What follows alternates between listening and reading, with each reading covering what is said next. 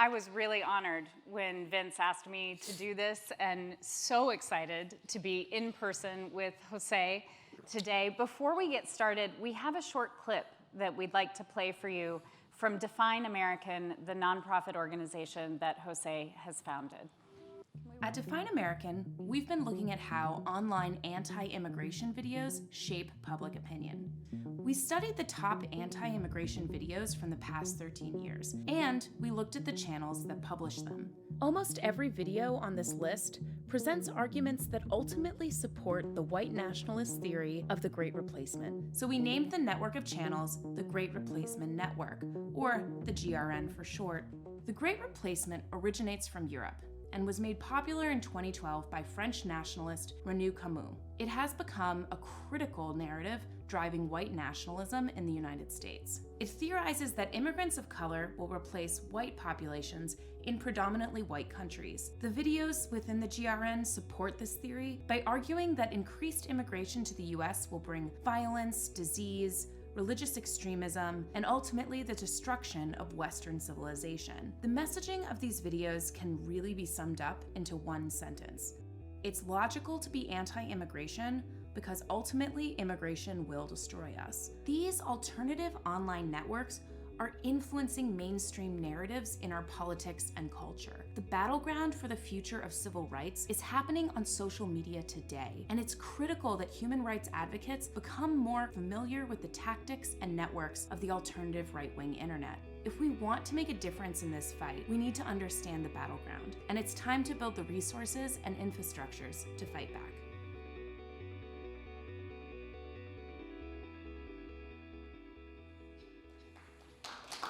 Thank you. So, as you can see, we have a Pulitzer Prize-winning journalist, an author, a documentary filmmaker, a Broadway producer, and a nonprofit founder. And all of these things have a through line. You are amongst friends, folks who love storytelling, who believe in storytelling. And in Philanthropy, we've been talking a lot about how we create structural change.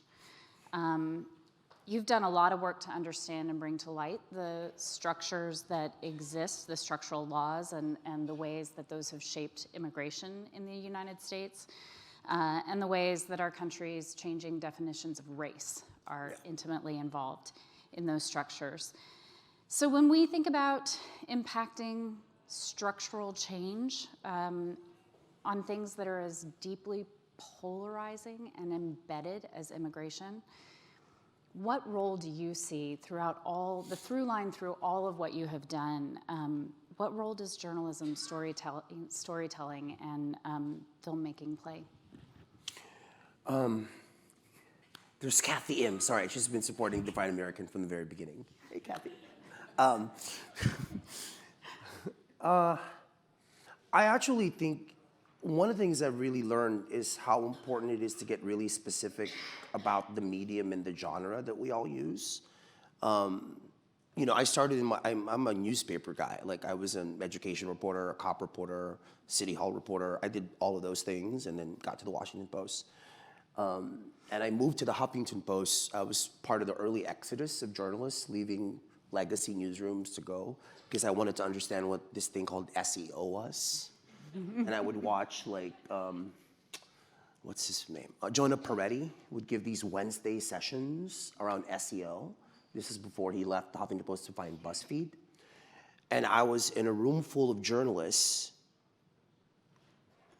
whose idea of journalism was like writing headlines and repackaging original journalism, right? And repackaging it. So I was kind of in this early wave. And then I started making documentaries when I was at the Washington Post, when the Washington Post still had 2 newsrooms. Like, there was the digital. I had to go to Virginia to like do the videos because they wouldn't let me do them in the newsroom. Like, makes no sense. So to me, what's exciting right now is the blurring of the lines and the fact that we actually can get really specific as to what does a documentary does versus a podcast versus like an investigative series that's written versus, for example, a musical. If you see Here Lies Love, which I hope you do, you got the discount code, right? There's actually quite a few journalistic elements in the show. I think that's exciting, and I think the through line for me is our job here, our task is so big. And when I say immigrants, by the way, let me be really specific about this. So there are 45 million immigrants in the country today. I don't know if you all know that. 45 million immigrants, 11 million of whom are undocumented. This is according to Pew.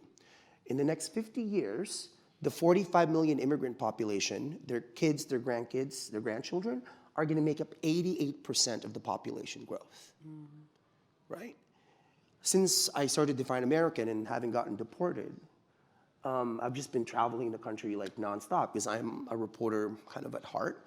And in many ways, one of the biggest stories that we have missed as an industry is the changing demographics of not only the coast, but the Midwest and the South. Where in Mississippi, Filipinos are the 4th largest immigrant group. Where in North Dakota, Filipinos are the largest immigrant group. And they're not all nurses, I went. Right, a lot of teachers, so for me, like, when you're asking about what the thorough line is, I feel like the way we have to intervene and to tell the stories of immigrants and humanizing them has to come at all these different levels. And I think that's really exciting. It's just a really exciting time, I think, to be a journalist. I'm actually a little jealous that I'm not younger. So my career could be a little longer. I think you've pushed your career right into Define American as well, and that is a new pivot for you. And I just want to ask, at the very end of this video, Yeah. I love the line, if we want to make a difference in this fight, we need to understand the battleground. How is Define American doing just that? So if you go to our website, which I hope you do, research is a real big cornerstone, and I think, again, that's kind of the journalist in me. I really want to understand what we don't know. So a little background. Anybody here heard of PragerU? Can you raise your hand? Oh, amazing. I heard about it in 2015 because I was invited to give a lecture at Miami University in Ohio. I didn't know that there was a Miami University in Ohio. I got invited by like the college Republicans to do an event, and so of course I went out and did the event. And then I was doing like a lecture, and then some of the kids were trying to like engage me, which was great. And then I was asking the college Republican kids, hey, like, where are you getting your information? Because they were not correct, they were lies. And one of the kids was like, PragerU. I'm like, what is that? I thought it was like a TED Talk kind of thing, PragerU. I went back to my hotel, looked it up on YouTube, and then I'm like, just gobsmacked. I was like, oh, so this is a generation of young people that have grown up with TED Talks, and there is a channel. It's not Fox News, it's not conservative talk radio, it's a YouTube channel where you can actually just binge watch an anti-immigrant ideology over the weekend. And I was pretty stunned that all these kids were getting their information from this channel, and then when you look at the side of trying to actually not just humanize, but provide facts like the fastest growing, I don't know if you all know this, 70% of AAPI adults in this country are immigrants, 70%. The AAPI population is more immigrant than any other population in this country. I don't know if you know that 1 out of 10 black people in America is a black immigrant. Right? The black immigrant population has increased 5 times since 1980. Most people in this country who are Latino are not immigrants, right? So all of these facts, that's really essential for our newsrooms to understand who are the emerging citizens and who are gonna be really the emerging majority of the country. And when we did the research on this, what we found, again, we have a whole report that actually tells you how they've created this great replacement network. And then we give tools to show, well, what does it look like to actually combat it? What is our job as storytellers to say, wait, that's not right?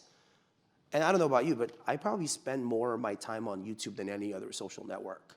Like before I go to bed, like to kind of just popcorn, I just watch like Real Housewives, like a bunch of little clips just before I go to bed. That's like some sort of fun. But that's like that's my go-to social network is YouTube. And on our side, on the immigrant rights / providing information and fact side, no one has gone up against, no organization has gone up against PragerU. If anything, they've been so impactful that you see actually news organizations parroting what they're saying.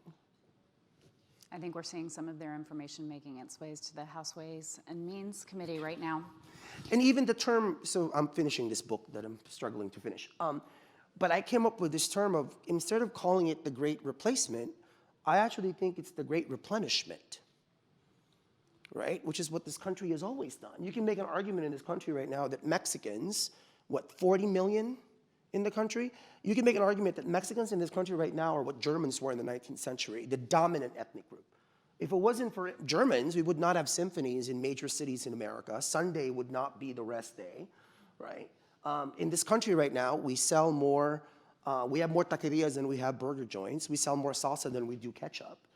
And yet, to be honest, one of the most tragic things for me when I first started doing this work, traveling in the South, in the Midwest, I didn't quite I know Maria Hinojosa is here, and she's done such a tremendous job. I did not quite realize how anti-Mexican the country is. It's really tragic. And then when you look at like the news ecosystem, like how are Mexicans, I'm talking about Mexicans in particular, right? Of course, Latinos, but Mexicans in particular. Yeah. Let's talk about representation, actually. You've talked extensively about the importance of representation, and I was really touched by a story in your book around seeing the first cover of a magazine with Ellen DeGeneres coming out as gay, Yeah. and how much that meant to you. I think you described it as like a lighthouse to you. Yeah, it was. And you later talked about the decision you made to become the story of immigration, and now you are the producer of Broadway's first all-Filipino cast. Yeah. So I'd love it if you could just talk a little bit more about representation and how representation is core to shifting some of the most intractable issues that we face. And the first point you made, reluctantly being the story. Like that's, to this day, it's still very reluctantly. Which is why I'm so glad I'm working on this book, because it's way more. I grew up in the style section of the Washington Post. So like I'm writing this book like as if I'm just writing for the style section of the Washington Post. I know how to do that, right? I'm really good with reporting. It's like a religion to me. So this whole like talking about my feelings about like not having seen my mom for 30 years, what does it mean to, I've been in this country for 30 years and I can't vote because undocumented people can't vote. I was just in North Carolina for a book event actually. And I got to Winston-Salem and realized that my driver's license from California is not valid in the state of North Carolina. So I don't know if y'all know this, like at a time when immigration reform is not happening, you should know that only 19 states allow undocumented people to drive. Did y'all know that? 19 states allow us to drive. In the state of North Carolina, if you're undocumented, you can't even go to the community colleges, right? So that's what's happening. So when I think about representation, I think really interrogating it is important. So I'm really proud of having this all-Filipino cast. If you see the show, like the whole theater smells like lumpia from outside. It's so Filipino, which is great. But when we signed on, Clint Ramos, my producing partner, and I, there's 5 lead producers, 2 of us are Filipino.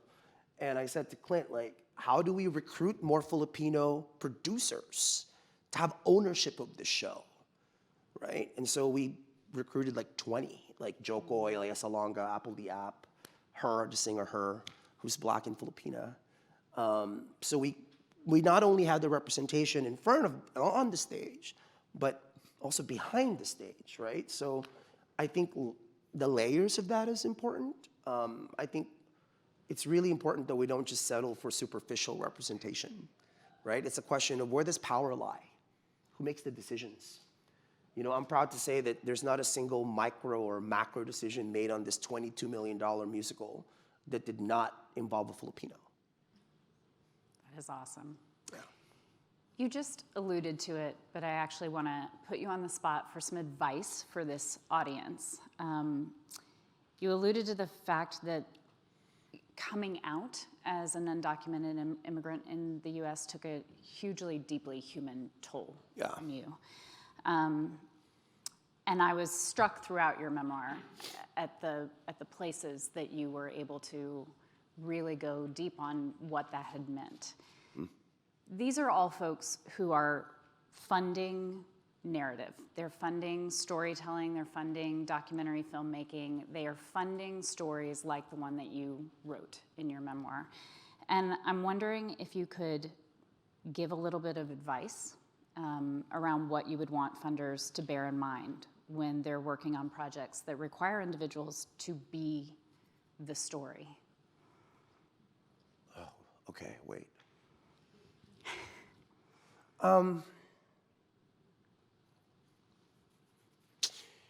So I think today's National Coming Out Day. I think I looked on Twitter or X, and I've come out twice now, and for me it's actually the framing of that for me is people don't come out, we let people in, and there's a cost to that. I wish I had known that. I didn't really know. And it's also apparently World Mental Health Day. To be honest, I didn't really think about mental health until maybe I finished writing that book. I wrote Dear America with the intention of leaving, right? The last line of the book is literally my mom saying, maybe it's time to come home. I was 37, Trump had got elected president. I was living in LA. The building manager who used to see me on TV a lot, because I used to go on Fox News and MSNBC a lot. He goes, hey, Jose, I don't know what we would do if I showed up. You may want to move out. I'd paid my rent. I'm like, what are you talking about? So I did move out. I packed all my stuff, put it in my grandma's house, my Lola's house, and then I wrote the book without a place, because I was thinking I'll take the money from the publisher, I'll write the book, and then I have to promote it for 5 months contractually, then I'll leave. Because, I have other things to do. I don't want to be this unsolvable problem. I want to be this undocumented person that I got to go and explain to you while I'm on. Every day somebody asks me, why are you still undocumented? I don't know, right? There's no line, there's no way to fix this thing. So I have to keep explaining why this is my condition. And in my head, I'm running out of time. I have other stuff to do, and I didn't want to have to keep doing that. And clearly I didn't leave because something else had happened. And I had to really meet with a therapist. And, in our culture, my grandma's 85 and she never had a therapist. And I felt really guilty about talking to somebody when, cultural guilt about that. Thankfully, a mentor, Vince and I know her, Teresa Moore actually, was one of the people, she was my first editor at Youth Outlook, which was Pacific News Service back in the Bay Area days. She was the one who said that it was, Jose, you have some shit to work through here. And it's okay to ask for help. So I did. I got a therapist. She looks like Diane Keaton, Father of the Bride. It's been really great, actually. So that's a long way of saying, I hope that when you do that, when you fund that work, that you keep in mind the journey that subject is going to go through and provide whatever support you can so that by the time it's done, their life can still continue. That it's not just a part of this product or this thing. For me, in many ways, I really divorced myself from this thing. I'm like, you know what? I'm gonna write a book. I'm gonna make a documentary. I'm just gonna make myself this thing. And then I didn't realize what the cost of being that thing is. I wish I had known that before, and I really didn't. Thank you so much. We are in a room full of recovering journalists, I have heard. I've heard this. Many recovering journalists, and so I'm going to use a word that I think everyone here will be a lightning rod around, which is objectivity. Yeah. You've talked about objectivity and the ways that your multiple identities have allowed you to see objectivity and how it is shaped through one's eyes, one's race, gender, sexual orientation, immigration status. And I've also heard you say that journalism is the practice of inquiry. Yeah. So I'm wondering if you can talk to this audience, especially the philanthropic funders who are in this audience, about how they can consistently create a line of inquiry that helps them question objectivity and center those who have been most marginalized or oppressed, and whose views are not often considered when we talk about objectivity. You know, I'm gay, I'm undocumented, I'm Filipino, but I think being a journalist is probably the identity that I wear the most comfortably out of those things. Because I don't really know, like being undocumented is really more of a condition than an identity. Being gay is like, okay, great, amazing, you're straight, I'm gay, who cares? As far as I'm concerned. Being Filipino, you know, I hate that I have to keep explaining to people that we're a global people, right? Like, you know, we live in a country where there are actually more Filipinos. There's 2.1 million Filipinos in California. There are more Filipinos in California than there are people in New Hampshire, Delaware, and Rhode Island, right? Again, you call it the Great Replacement, I call that the Great Replenishment, because if you had Filipino food, I think you know it's really good, right? So I had to really, and I think I was really lucky, I had to read some more really early on. And then when I got to the Washington Post, most of my mentors ended up being this kind of this group of Black female journalists. And from the very beginning, they wanted to make sure that I questioned what it was that I was a part of. That I didn't just surrender. There was this woman, Lynn Duke.